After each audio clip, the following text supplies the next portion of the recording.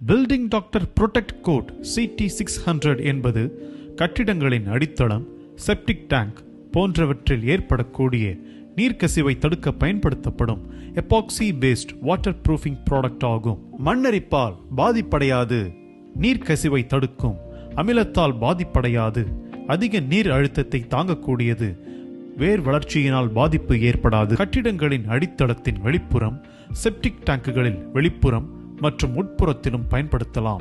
Building doctor protect code CT600 காணொளியில் காட்டப்பட்டுள்ள அளவில் கலந்து கொள்ள வேண்டும்.